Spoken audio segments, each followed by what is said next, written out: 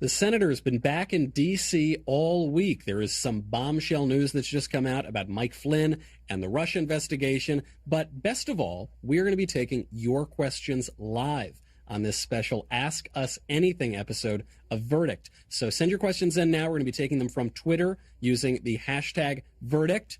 This is Verdict with Ted Cruz.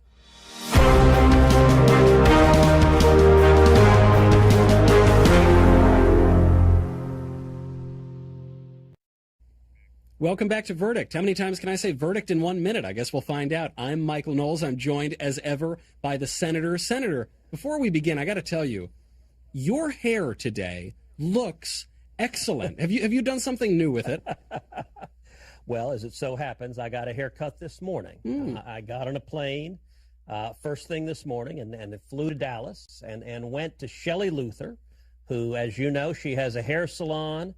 And she was sentenced insanely to 7 days in jail for daring to open a hair salon during the coronavirus crisis. And she spent 2 nights in jail. And then yesterday, thankfully, the Texas Supreme Court unanimously ruled that she be released. And so I got on a plane and flew up there today to get a haircut. Well, she obviously did a very good job. The hair looks good. And more importantly, I think it's good to send that message out. There have been a lot of oversteps during this whole lockdown, pastors getting arrested and things like that. But I think Shelley Luther, she might take the cake. You know, she's just dares to try to put some food on the table for her kids. And some judge in Dallas decides she's got to go to the slammer for 7 days. Well, you know, it really was outrageous. And if you haven't seen it, I'd encourage folks, watch the video of her sentencing. I watched that when it came down, and the judge, who is an elected Democrat in Dallas, he demands of her, he says, apologize to the elected officials who issued these edicts. And if you apologize to them, I won't send you to jail. And to her credit, she says, I can't apologize. I can't apologize for wanting the people who work for me to be able to feed their kids. I can't apologize for that. And you know, it was impressive. She was not angry. She wasn't disrespectful. She was just very matter of fact saying, look, these folks, they need to feed their kids. They're hurting. And I got to say, it is ridiculous. Elected officials don't have the right to demand of the people, apologize to me. That's not the way it works. In the United States, we work for the people, not the other way around. And the arrogance of our benevolent overlords demanding an apology from the citizenry, it was ridiculous. I tweeted that out a couple of days ago, how absurd it was. And I was really glad to get a chance to meet her in person. I'd never met her. Now my dad and my cousin, they had spoken to her boyfriend on the phone when she was in jail. They had actually prayed with him on the phone, and my cousin talked with Shelley just right when she got out of jail. But I wanted to be there just to say, look, we stand with you, and it is wrong. Particularly, you know what, you've got local officials that are releasing violent criminals from jail because they say coronavirus, we don't want it to spread. So they're releasing murderers, they're releasing rapists and child molesters. But God forbid you have a hairdresser. Well, we need to lock her up because she's not properly kissing the asses of the politicians that that are issuing decrees. I was a little pissed off, you can tell. Fair enough. I think you should be. And I think it sends a great statement. If we had a whole country full of Shelley Luthers, I think probably the culture would be a whole lot healthier. Speaking of unfair sentencing, there's another... And actually, hold on. Before we shift to that, I want to make one other point that I made. We did a press conference afterwards, and it's a point I made, but I haven't seen in any of the coverage, and it doesn't strike me as entirely accidental, which is... Listen, I hadn't had a haircut. As you know, we've been doing this. I hadn't had a haircut in 3 months. Yeah, I was getting to be that mullet kind of Tiger King. Heidi said I was bringing mullets back. And, you know, look, I was going more for a Bee Gees thing, but Joe Dirt is an underappreciated look. So I'll go either way on that. But, you know, it was interesting this week. We were back in D.C. in the Senate. And I couldn't help but look around at my colleagues. And it sure looked like most of them had gotten a haircut. Mm-hmm. And it's just kind of interesting for those who are defending people's freedom. Fine, but we're seeing some politicians posture how terrible it is, and it was a good thing that she should be locked up. Well, it's just an interesting question: who's gotten a haircut and how? Right. Yeah, haircuts for me, but not for thee, is the prevailing wisdom, I think. Well, what was it Bill de Blasio said when he went to the gym after shutting down the gyms? Well, I've got to stay healthy. Yeah. Okay, not the people. And look, it's also easy to mischaracterize this. Nobody is saying that everyone should just behave business as usual, right, and ignore the epidemic, ignore the crisis. Shelley at her hair salon, when I got my hair cut, I was wearing a mask. I was wearing gloves. She was wearing a mask. All of the stylists that worked for her were wearing masks. They used disinfectant. They wiped down the seat before I sat down. The stylist used disinfectant on her hand. They're trying to be safe. They're trying to use common sense measures to mitigate the spread of the virus. But they're also trying to let these stylists be able to feed their kids. Right. Yeah. Being able to feed your family is important to public health as well. And, you had the Shelley Luther case. That was obviously this gross miscarriage of justice. And then luckily it got overturned. Yet another one on the national level, which just came out yesterday. This was the case of Michael Flynn. He was selected by President Trump to become the national security advisor. He was then, we were told, a traitor to his country. He colluded with Russia. He was going to go to jail, people told us. And then the DOJ dropped the case yesterday, and Michael Flynn, from what we can tell, totally exonerated. Well, I obviously don't have a law degree. What was going on here? What does this mean for the DOJ, for the Obama administration, for politics? Look, there are a couple of things at play here. One, Michael Flynn is a decorated general, and he was a leader until he was fired by the Obama administration because he had the courage to resist some of their willingness to just whitewash and cover up radical Islamic terrorists and be apologists for Islamism. He lost his job for that, but it's interesting that there's been a lot said about the deep state. The deep state despises him for that. Yeah. And what has come out recently about the prosecution has really been disgraceful. How the Department of Justice, the FBI, they were politicized at a level under Barack Obama that's never happened before. They were turned into political weapons. And I got to say, the notes that have been released of the senior folks going after Flynn, where they say the objective was to get him to lie, so that we can either convict him for lying or get him fired. Right, get him fired. It was. I got to say, I commend Bill Barr. What Bill Barr has done, frankly, takes backbone because the media is savaging him. Mm-hmm. Because he came in as Attorney General and said he was going to follow the law and there was going to be accountability. And he directed a U.S. attorney to review this case. And all of these records that had been hidden were suddenly made public. And Barr made the determination, DOJ made the determination that there was not sufficient evidence. What this was a fishing expedition where they wanted to get rid of Flynn. And, they were getting ready to close the case until Peter Strzok, this hard partisan Dem, who has all of these, nasty partisan text back and forth with a woman with whom he was having an affair.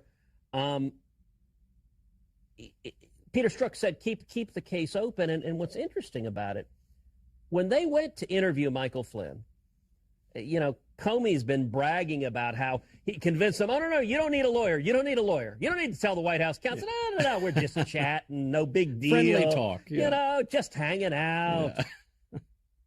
And it was an old-fashioned game of entrapment. Yeah. And by the way, the alleged predicate for this is the Logan Act. Now, look, most people don't know what the Logan Act is. I'll tell you, the Logan Act is utter and complete garbage. It is a bill that is ostensibly in the U.S. Code that makes it a crime for a private citizen to interact and conduct foreign policy with foreign leaders. Here's the problem. In 2 centuries, it has been enforced 0 times. Yeah. And there's a reason for it. There's no constitutional basis for it. And it is something that is routinely. I guarantee you today, Michael, I guarantee you, John Kerry violated the Logan Act. Certainly he did. By the letter of the Logan Act is a crime. Yep. Because John Kerry runs around bragging about how he's telling the Iranians, don't worry, we'll come back to the deal, ignore President Trump's foreign policy. You have Democrats all the time who run around and engage in foreign policy and folks out of office. Mm-hmm. And let's be clear. So the alleged violation for Flynn, it's important to understand this. He's a retired general. He's just been named the incoming national security advisor for the new president. This is after the presidential election. Yeah. So the incoming national security advisor is putting his team together to come in and lead the president's national security team.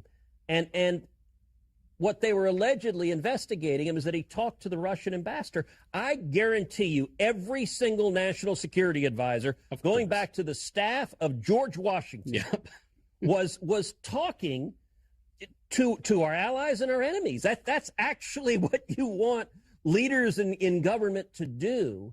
And so it was an asinine fishing expedition based on a laughable claim.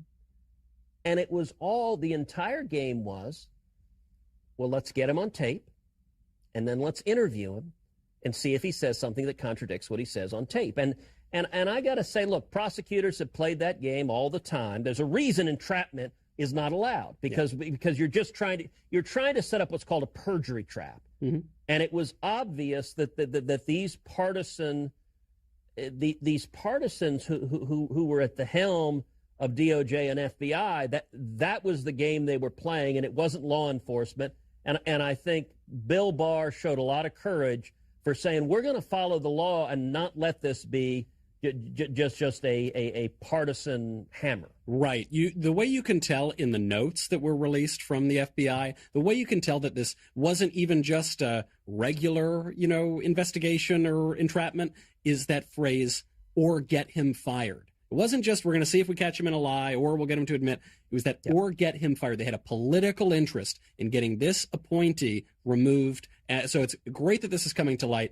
I know that, and there's an old grudge. Remember, he had been fired from the Obama administration. They didn't like that he was outing what the administration was doing, and they were mad at him, and that was evidenced by the partisan attack. That's right. So and of course. The irony of all of this is that the media and the Democrats are savaging Barr for being partisan. I mean, it is the biggest case of projection because he says the Department of Justice is not going to be a partisan cudgel. They accuse him of being partisan, and it's a game. And I think a lot of people are sick of that game. Absolutely. So we've got about 1 million questions here from the viewers. Obviously, this is live, so send your questions in now on Twitter with the hashtag verdict. First one is from Rhino Dino. I don't think that's his name at birth. I think that's the Twitter name. When does an executive's emergency power... there's some colleagues of mine that go by that. From Rhino Dino. That is true. It's a little long in the tooth in that institution. When does an executive's emergency power overstep the Constitution? Are there any rights that are absolute regardless of circumstance? Should there be a way for the legislature of the state or federal government to end a state of emergency or a lockdown, I suppose? So, look, that's a complicated question. And even the question of executive, there's a difference between the president, a governor, a mayor. Yeah. In times of emergency, the constitutional law has always given some degree of discretion and some degree of deference to emergency powers that are short-term, that are temporary, that are designed to address the emergency. Now, you can go too far. For example, there's the famous steel seizure cases where the federal government tried to seize steel mills, and the Supreme Court said, no, you can't do that. That's going too far. When it comes to pandemics, there is the authority to quarantine people, and that's actually got a long history and pedigree. Now, you think about it, in an ordinary case, the government can't come along and say, Michael, we're going to lock you in one place and not let you go for something that you didn't do. Like normally to be locked up, you got to do something. You got to break the law to be locked up. Quarantines are an accepted exception to that if you have a contagious disease and are a threat to others. Mm-hmm. But you know what? We're seeing where it crosses the line. We're seeing it every day in the course of this crisis. We're seeing it with Shelley Luther, locking someone up 7 days in jail for cutting hair. That's ridiculous. We're seeing it in Colorado with the dad who was playing softball with his 6-year-old daughter in a public park, and they threatened to give him a ticket there. Pennsylvania, where they gave a woman a ticket for driving a car. She didn't violate any laws, by the way. She was driving a car alone. She posed no public health threat to anyone, and yet she got a ticket. We saw the governor of New Jersey, a Democrat, who said, well, figuring out the Constitution, that's above my pay grade. Well, no, actually, as governor of New Jersey, the oath you take is an oath to uphold the Constitution. It's not above your pay grade. So there are exceptions. And for example, in times of war, a president can suspend habeas corpus, but in limited circumstances. Right. And what the Supreme Court has said is that the power of the government is at its height when the executive and the legislature are joined together because they're a check on each other. Right. And so that doesn't mean it's unlimited, but it is at its highest point when they are working together and you have multiple branches of government together. They are at the lowest point at the federal level when the executive is on one side and the legislature is on the other because those two are in conflict. And what's interesting, look, this crisis reveals character, and there are just a lot of petty authoritarians running around. Right. Many of them are Democrats, but not all, and they just like power. Mm-hmm. California, I sent out a video of that, they pulled out bulldozers and filled a skate park with sand to stop teenagers from skating. And I took the chance to tweet out and said, okay, skaters, this is what big government lefties want to do. They want to take away your freedom. And this is stupid. And by the way, it would have been perfectly fine for them to insist on social distancing, say, listen, we're in the middle of a public health crisis. You need to spread out a little bit. But the idea that you can't go outside, that you can't go to the beach, that you can't paddleboard, that you can't go jogging, all of that is an overreach, and it's an overreach because people are statists are going to statist. That's what they do, and, right. and it's not right. And I guess the question a lot of people are asking is there some hard and fast rule? So, the government is allowed to fill the skate park with sand, but it's not allowed to stop the paddleboarder. I mean, obviously, there's no way you could control for all of these details. So how do we know when the government's gone too far?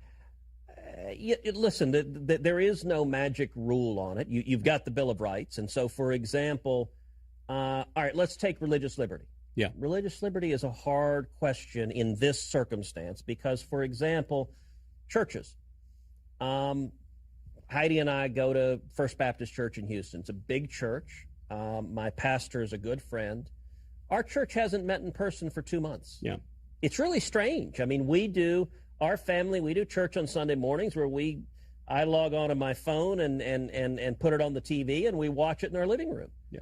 Now the church is planning to start meeting at the end of the month, and I've talked with our pastor about it. He doesn't want to spread the disease. He doesn't want to contribute to people getting sick or losing their lives. I think that's a reasonable common sense judgment for pastors to make. We've seen Bill de Blasio, where he threatened if a church or synagogue dares meet, right, I will shut you down permanently. Yeah. Who the hell are you to shut a church or synagogue down permanently? And by the way, de Blasio also, he showed up at the funeral of a revered rabbi to personally disperse the crowd and then sent out this tweet threatening the Jewish community.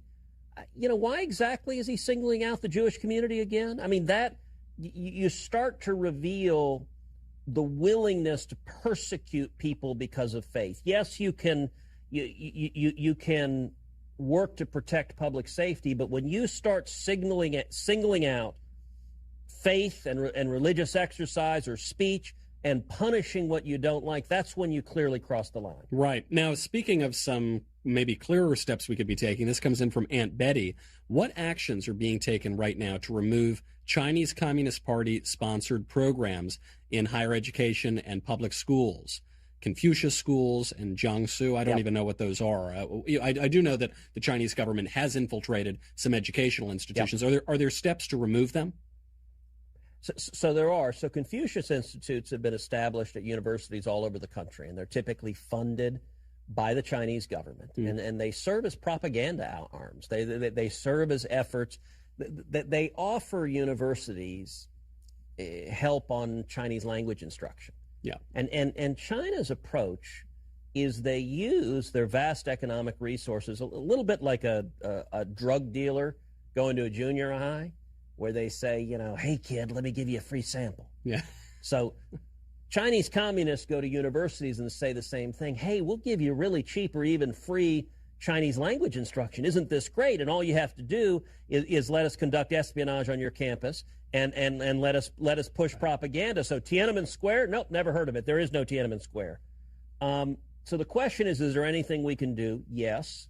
So several years ago, I introduced and passed legislation on the Senate Armed Services Committee, got bipartisan support, and got it written into law, a restriction and a prohibition on Department of Defense funding if a university has a Confucius Institute on campus. And it was like, look, we're not going to send you DOD money if you've got an outlet for the Chinese government right there. Yeah. And that legislation that I authored and passed into law has resulted in over a dozen of those Confucius Institutes shutting down. Wow. Great. I'll give you another example, is actually legislation I just introduced this week. Phoenix TV. It is a TV station owned by the Chinese government. Do you remember the exchange? It was a couple of weeks ago at a White House press conference. There was that reporter. Where this reporter, yeah. And she was questioning the president. And I got to give President Trump credit here. He said, who do you work for? China? She goes, no, Hong Kong. And I don't know if he had been briefed beforehand or if he just had good instincts on the moment, but it turns out, yes, in their name it's Hong Kong, but it's controlled by the Chinese government, and it is a propaganda outlet. Mm-hmm. And in the U.S., so that same company, Phoenix TV, purchased a radio station in Mexico, which has a huge transmitter pointed north, pointed at the United States. And they changed it from a Spanish language station to a Chinese language station. Hmm. And they put in an application at the FCC to broadcast into the U.S. Now, 2 years ago in 2018, I sent a letter to the FCC saying, don't let a propaganda station owned by the Chinese government broadcast propaganda into the U.S. And the FCC denied them their license. Now, unfortunately, the way it works under the FCC is even though they'd been denied, they appealed, and they got a provisional license while the appeal's pending. So right now, you're in California. This TV station is broadcasting, saturating Southern California, and at times it makes it all the way up to Northern California. Chinese language propaganda through the radio waves. And so I introduced legislation to eliminate the provisional appeal and say, look, if it's controlled by a foreign government, broadcasting in a foreign language, we're not going to be simple patsies and let them pump propaganda into our country. And so that's legislation I just filed this week. Right. That's actually some concrete work that's being done. Sometimes everything's been so vague in this lockdown. But those are real steps that are being taken, and hopefully there's more on the horizon. This question from Magoo asks about another concrete step. Do you think there will be another stimulus to help those who are waiting for unemployment? I'd much rather be working, though. #verdict. Do you think there's going to be another infusion of cash in people's bank accounts? Maybe. So we've passed a total of 4 different bills in response to this, major bills in response to this crisis. They were numbered Bill 1, Bill 2, Bill 3, and then kind of Bill 3.5 that was supplementing the Paycheck Protection Plan. The big one was Bill 3, the CARES Act. All told, all four of those bills have been nearly $3 trillion, a whole lot of money. Wow. We're now back in session. The Senate is back in session. We were back this week. I was in D.C. all week. And it is being vigorously debated what Congress should do next. And I got to say, they're wildly different views. So the Democrats want to spend trillions more. And they've got a couple of things they're pushing to do. One, they're trying to do their whole partisan wish list that they tried to do on all the past legislation. Things like codifying the Green New Deal. Things like changing election standards nationally to benefit Democrats at the polls. They're pushing that hard. But their biggest priority seems to be bailouts for big blue states that have huge pension liabilities that long preceded this crisis, have nothing to do with coronavirus, but the Democrats want to use that to bail the states out anyway. What I've been arguing, and what a fair number of Republicans have been saying, is slow down here. We've spent $3 trillion. And by the way, it's not like the money's sitting there in a vault. We're just borrowing it. Right. We're borrowing it and racking up the credit card. We're not going to get out of this crisis through debt. We're not going to get out through borrowing. The only way to get out is to restart the economy. And to do so, I think the next bill should be a recovery bill. It should focus on tax reform and regulatory reform as small businesses are starting to open up. Small businesses like Sherry Luther's hair salon. We ought to be lessening the tax burden, the regulatory burden, making it easier for those businesses to survive and thrive. That's the only thing powerful enough to actually turn this around. We can't borrow enough money in Washington and spend enough money to get there. And so at this point, I think it's very much in flux what Congress will do. But this debate is live and raging right now. Well, especially because the country that we most often borrow from happens to be China. And one of the consequences of this pandemic is we're now trying to decouple ourselves a little bit from China. You can't do that if you keep taking all of their money. You know, I also want to take a moment just to thank all of the listeners. I just saw this number come across the screen. We have now had 5 million, more than 5 million audio downloads alone, just the audio from the podcast. Wow. I don't think, Senator, I felt confident going in, but I didn't feel that confident. I don't think either of us thought that the show would go that big and be listened to by that many people. So thank you so much. You can always subscribe at Apple Podcasts or Google Play or Stitcher, or if you ask us nicely, we'll send an audio cassette with a carrier pigeon to your house. You know, get it anywhere on the internet. And please send your questions in with #verdict. This question comes in from Mahi. Is that like the Hawaiian fish? I don't know. How do you feel about Andrew Cuomo's handling of the situation? It seems to me like other states suffered as a result of Cuomo's and de Blasio's handling, and I'm from the Bronx, by the way. Look, I don't know Cuomo personally. I do think New York has had a incredibly hard run of it. What's happening in New York City is horrific. I think Cuomo has been markedly better than de Blasio. That's not a very high bar. Right. But de Blasio has been so overeager, so willing to put the jackboot on that it's really been dismaying. I've seen a fair amount written about Cuomo's decision to send people to nursing homes and to force nursing homes to take people with coronavirus. And obviously, many of the deaths that have occurred nationally have occurred in nursing homes. More than half of the deaths in the U.S. from COVID-19 have occurred in New York and New Jersey. And so that really is the locus of it. And it's horrific. I don't want to throw rocks at Cuomo in the midst of a crisis like this. Sure. I do think there will be serious questions asked, especially about the nursing home issue. But in a time of crisis, we ought to be coming together and solving the public health crisis and also solving the economic catastrophe that has come hand in hand with that. Yeah, I agree. I think that's probably a good impulse to try to bring people together. I just think a lot of people, it's not even that they're upset with Andrew Cuomo specifically. It's that they're upset at the double standard, the hypocrisy. You know, Andrew Cuomo, who maybe he did an okay job, maybe he didn't. I don't know. There's some evidence that he didn't. He's being hailed as the great hero of coronavirus, and yet other governors or the president who have done at least as good a job as Cuomo did are being pilloried for, you know, just destroying the whole country. It's that double standard. I think it's very difficult for people to swallow. Well, listen, I think one of the biggest shifts in the age of Trump is the utter fraud of the media has been exposed. Yeah. You remember 4 years ago, people used to argue, oh, the media isn't biased? Nobody argues that seems anymore. Like forever ago. Even lefties, you can't watch the media. They hate Trump so much.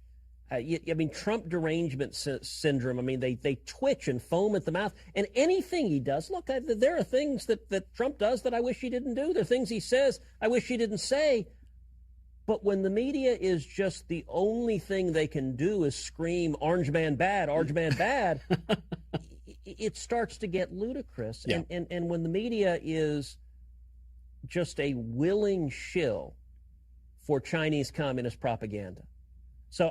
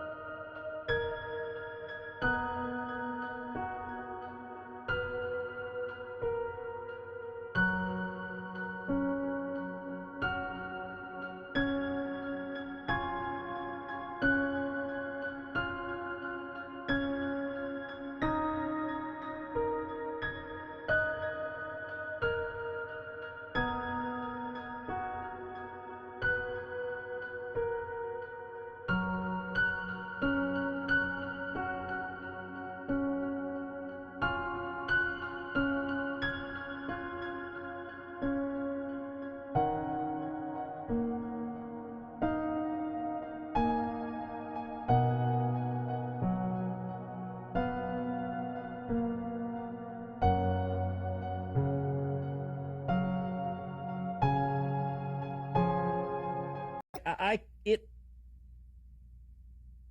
pisses me off every time I see the media saying, oh, so-and-so country has a worse case of coronavirus than China. Well, that's only because they're doctoring their numbers and lying to us. And the story that was the most ridiculous was CNN did a story. So the Chinese government, their military propaganda site, put out a story that says the Chinese military is dealing with coronavirus much better than the American military. And CNN wrote a whole story saying the Chinese military is doing a better job than the American military with coronavirus. Source? The government website from the Chinese Communist government. And it was literally they're repeating Chinese communist propaganda. So, of course, the media, bestill my beating heart. These Democratic governors are wonderful, and every Republican governor, the president, apparently they were all in the wet market in Wuhan, right. and Donald Trump is personally responsible for this virus, as the media tells. Look, I mean, it's the double standard and hypocrisy is a little ridiculous. Sure, and I think you're probably right. I think a lot of people are tuning them out. This from Cheyenne the Wolf, who I think is a person, but that's the Twitter name. How do we get the churches open again? I think that, frankly, from my perspective, that's the question on top of my mind. I think that's true for a lot of people. So I did, last weekend I went and did an interview, did a podcast with my pastor. And I actually feel kind of bad, Michael. I feel like I'm confessing infidelity to you. Yeah, what the heck? That You're doing other shows? Another podcast. I hadn't admitted that to you, but anyway, the pastor said, come to the church, and we did that's probably 45 minutes, an hour. We talked back and forth, and it's interesting. In our church, what the pastor did, he sent out an email to all the members and said, what do you think? What's the right balance of when are you comfortable coming back? Look, we've seen, I think it will vary geographically. It needs to be based on sound science and medicine. So, for example, New York City, the infection rate and the fatalities there are horrific. And I think it makes sense for people to have much more rigorous standards trying to enforce social distancing in New York City right now. There are other parts of the country where the numbers are much less. We've seen local officials abusing their power. So Tennessee and Mississippi, both instances you had people or actually Kentucky and Mississippi, both instances you had people who went to church in their cars, were listening to the pastor over the radio. So they didn't get out of their cars. They were all parked together in the parking lot, listening to the service over the radio, but they wanted to be parked together. And the politicians sent in police to ticket them all. Now, that's just absurd. That's just abusive. But let me give it a different encouragement, which is the church is not a building. The church is not bricks or mortar. It's one of the things when I did the podcast with my pastor last week, I was saying, look, this is an opportunity for the church, to show the love of Jesus, show to show care and concern, and to help others, to help elderly people who are alone, who are isolated. They need love. They need people to reach out to them. Maybe not physically, but they need to not feel alone and scared. There are so many people who are understandably scared of their own mortality. And this is an opportunity for the church, I think, not to worry about the physical building, but to worry about the community we're in, and to be the church, to be the body of Christ and show that love. That, I think, is much, much more important than the exact date and time we're able to gather in large groups again. Sure, that's true. And that date and time will be different, as you say, for different places, and as it should be. Maybe if we could all take a little note of federalism out of this pandemic, that wouldn't be the worst thing in the world. Absolutely. From the seer, this might be the most important question yet. What number guard do you use for your beard? I assume that question is to you, not to me. I don't know is the short answer. So I bought this beard trimmer. So I first grew the beard Thanksgiving, not last Thanksgiving, but Thanksgiving before. I just went on Thanksgiving break, and I usually on holiday don't shave. And at the end of vacation, I usually shave, and I just came back and decided, all right, what the heck, I'm not going to. And I'd like to say it was some profound statement or anything. It was just kind of, I hadn't grown a beard since law school, and I figured, all right, this will be fun. And I got to say, my campaign manager sends me this email when he sees this picture of me circulating around with sort of the wispy beginnings of a beard, and he's just like, worst decision ever. Really? He was anti-beard, hard anti-beard. And so I kind of taunted him, and I am not surrounded by yes men. Let me say that. It is it is, we all hold our own pretty well. So the beard started growing in, and then it started getting fairly unruly. And I was doing some press interview. It was a Sunday show at my house, and like the team started getting upset that the beard was a little too Duck Dynasty for their taste. And so they asked a young guy to run over to the house and buy a beard trimmer and be like, here, trim that damn thing. And I'd never trimmed a beard. I'm like, I don't know. So I got a beard trimmer, and they have different clips that you clip on the thing.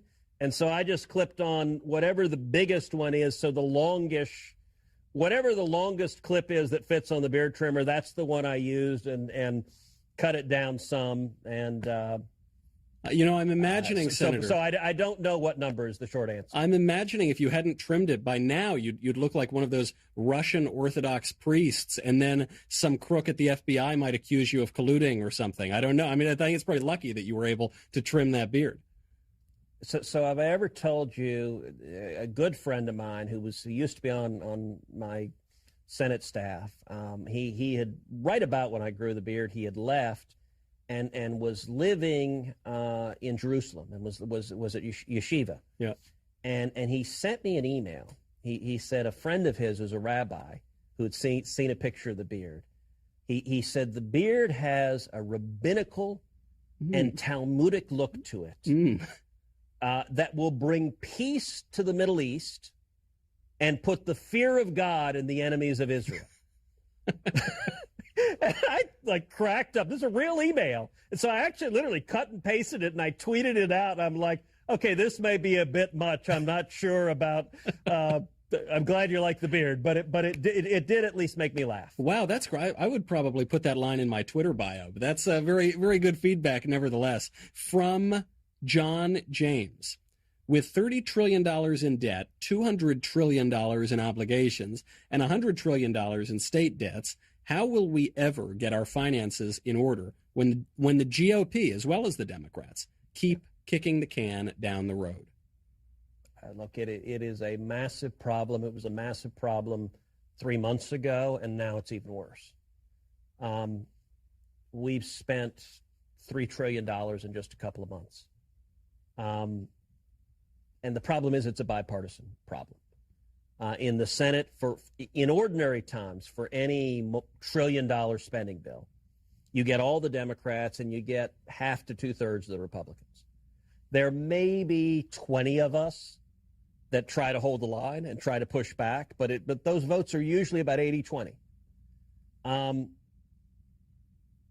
The only way you will get that is with presidential leadership, and there are areas where the president has been vigorous and aggressive. He didn't run in 2016 promising to cut spending. He didn't run campaigning against debt, and so when the president is supporting it, that makes it easy for a whole bunch of Republicans to support it, and all the Democrats always support spending. The answer in terms of how we turn it around, I'd say a couple of things. One, you need presidential leadership that's willing to take it on. But two, you've got to have economic growth.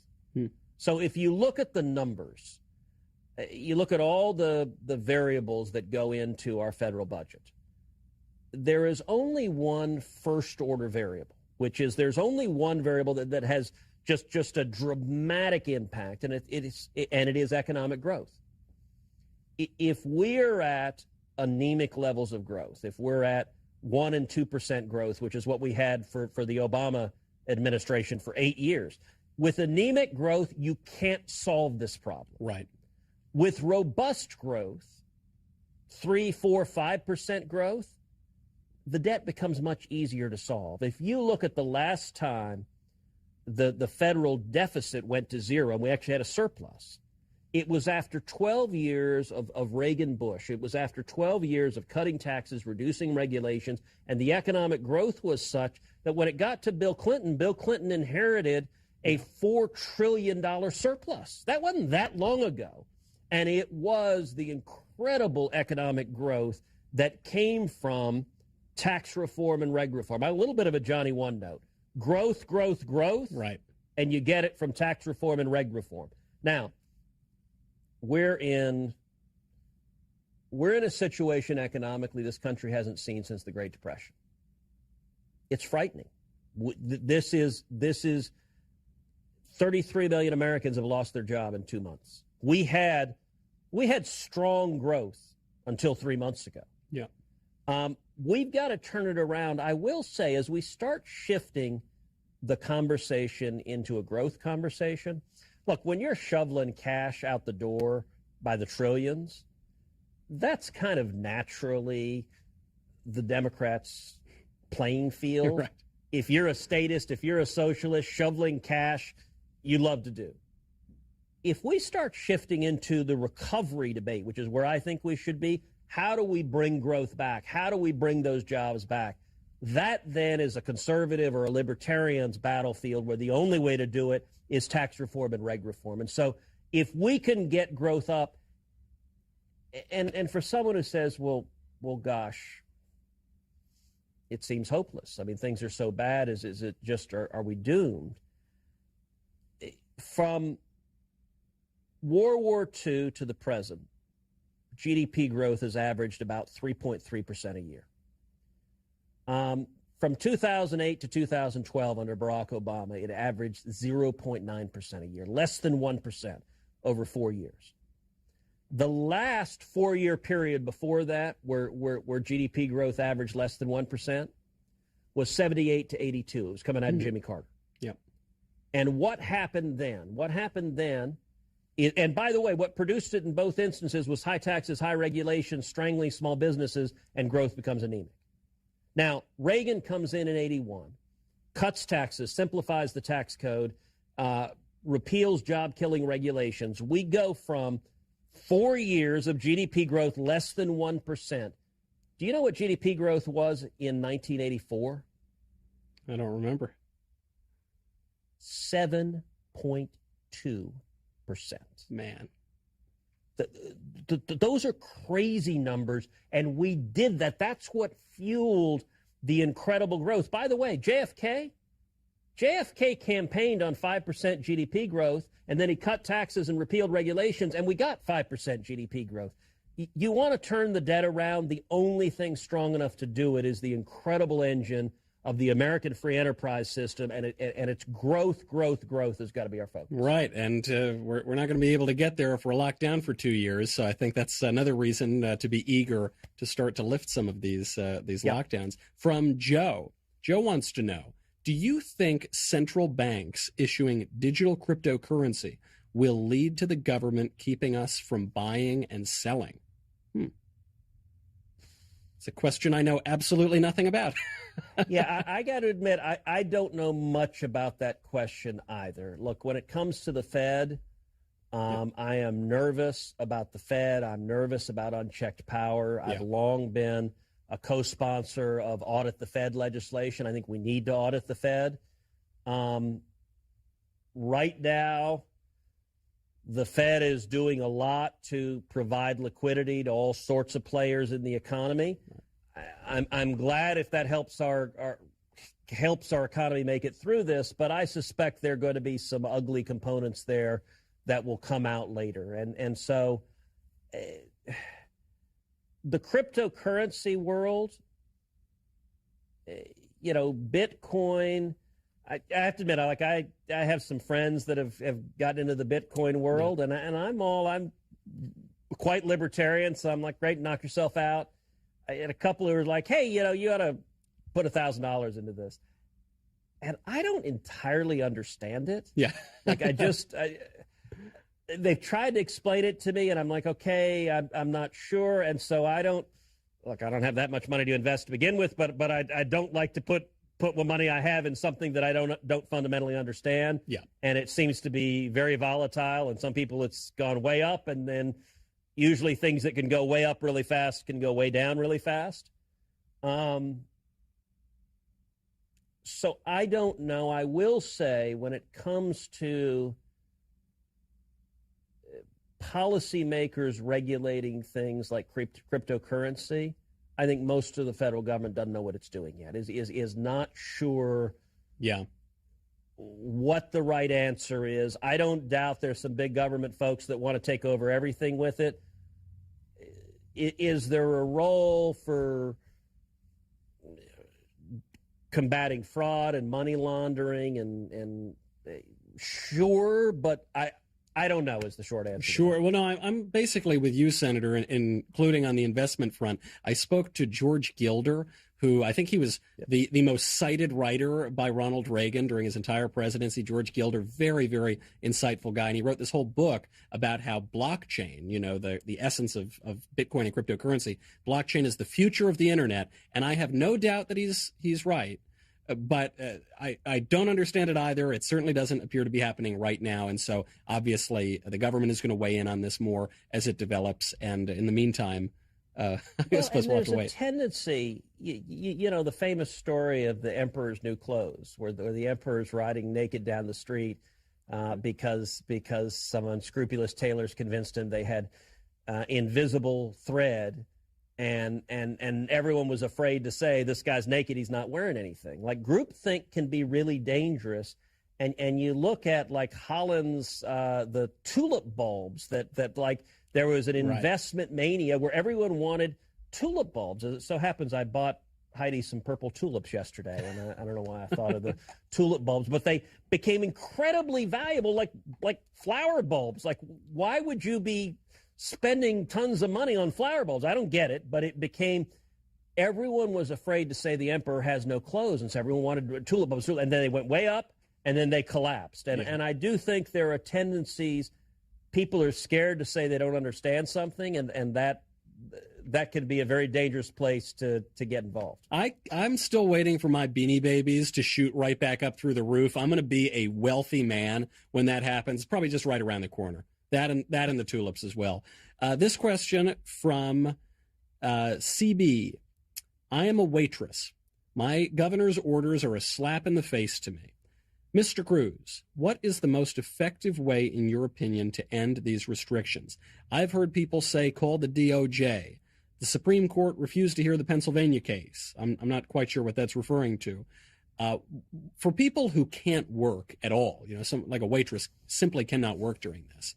Obviously, it's much more urgent to restart the economy than for people who can work from home. Should they write to their congressman? I mean, what is best for them to do right now?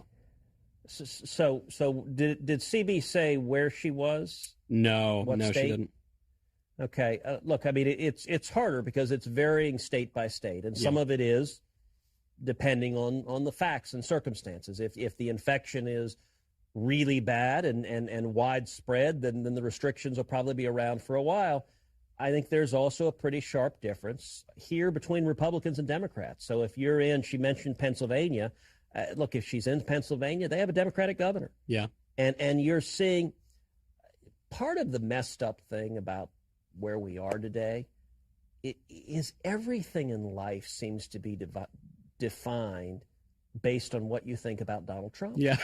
and it's weird. I mean, it's so for Democrats who hate Trump, everything is about Trump, and it's just and so this virus, this pandemic, it's all his fault, and their view is everything's got to stay shut down forever. And we're seeing Democratic politicians that are saying until there's not one case, we'll just shut down everyone forever. Look, that's a little nutty. And okay, I'm sorry you don't like Trump, but that doesn't make any sense. It's just impossible. Now, look, to be fair, on the flip side, there are folks who love Trump who I think are too quick to dismiss this pandemic as it's a hoax, it's not real. This thing's real. It's dangerous. People are dying, and we need to treat it seriously. And I got to say, where I am and where I think most Texans are is let's use common sense. Let's treat it seriously. Let's do what we can to slow and stop the spread of the virus. But let's not at the same time strangle small businesses and destroy people's livelihoods. So Texas, we just rolled out. So, for example, CB said she's a waitress. Texas has laid out guidelines that has allowed restaurants to reopen. Now, they're reopening at 25% capacity. So Sunday night, Heidi and I and the girls, we went out to dinner for the first time. We hadn't been out to dinner in, 2-3 months. Yeah. And so we went out to sushi, which the girls love, Heidi loves. I actually like sushi too, although a friend of mine was laughing and went, "Your first meal, you went out for bait?" But, well, yeah. But now, look, we wore masks into the restaurant. You had to take them off. You obviously can't eat with a mask on. But all the tables were spread apart, pretty far apart. Yeah. And it's at 25% capacity. And the plan, hopefully, if the numbers supported in Texas, what the governor's laid out, is to shift to 50% capacity and then keep going till you get up.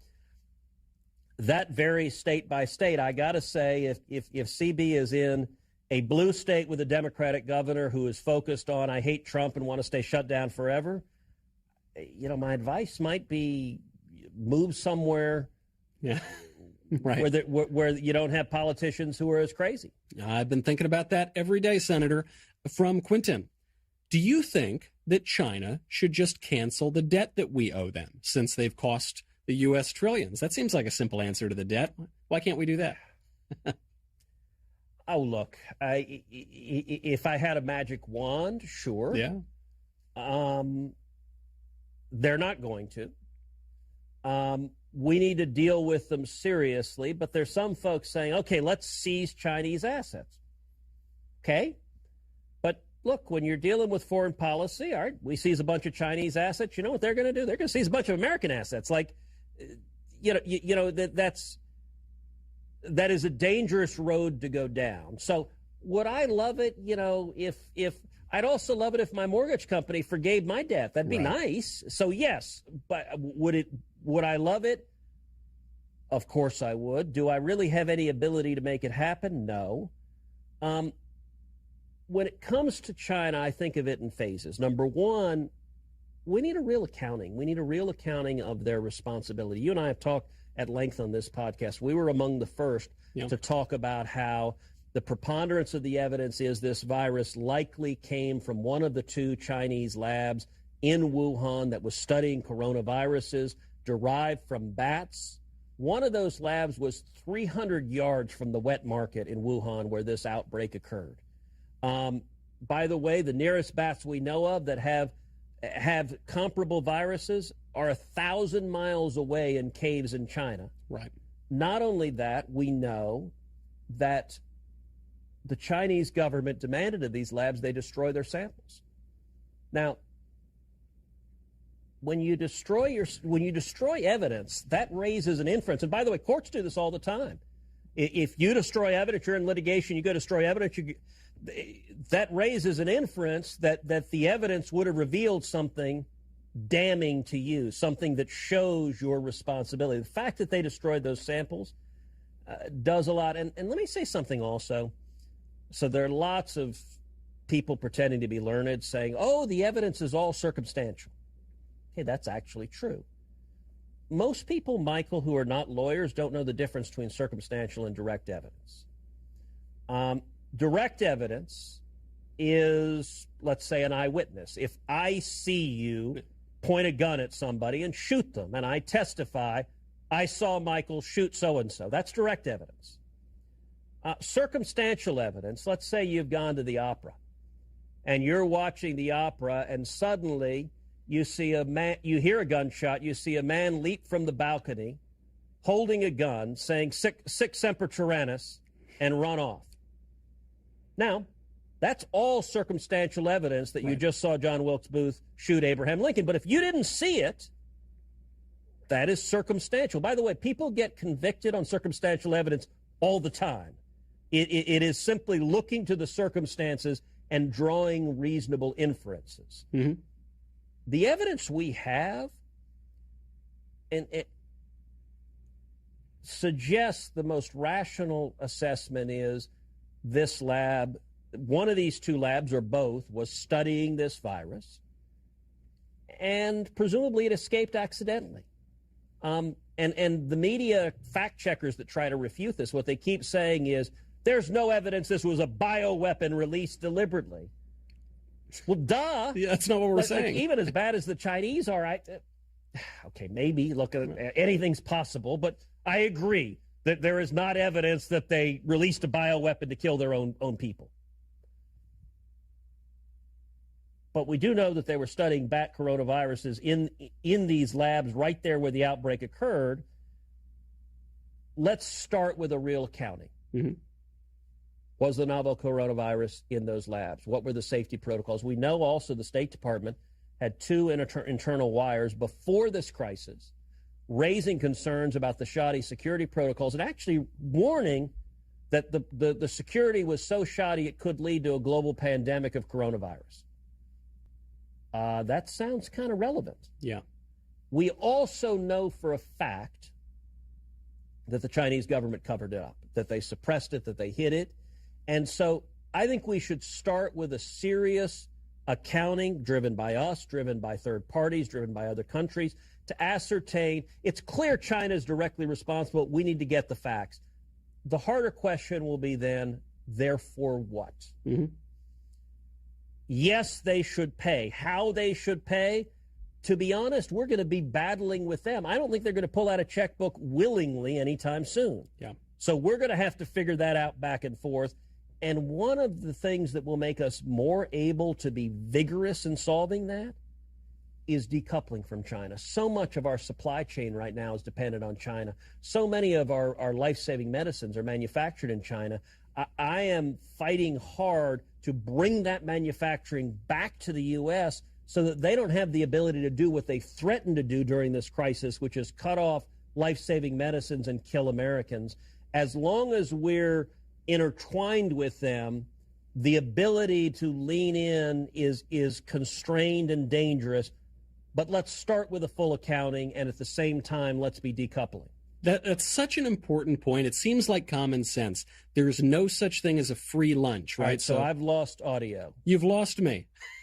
I wonder if the rest of the audience can hear me. But it's a good thing that Michael, you're such a good actor, because the next question is going to have to be mime. So let's see. I don't know if you can hear me, but can you do a box? Yes. I would say that for the next question. Okay, I have zero audio. I will learn sign language before the next episode, but until then, I will take that as a providential sign, either from the heavens above or from the Chinese government, that's tapping into our streams, or anything in the middle, that will have to be the end of this episode, almost at 1 hour on the dot. I'm back, Senator. You're back. I have a theory that it was the Chinese government hacking into our streamline because they didn't like all the things that you were saying. I think that's right. By the way, could you hear me? Yes, I could hear you. And I guess you couldn't understand my sign language and my miming. I must say, for someone that makes a living in Hollywood as an actor, that was an exceptionally poor box.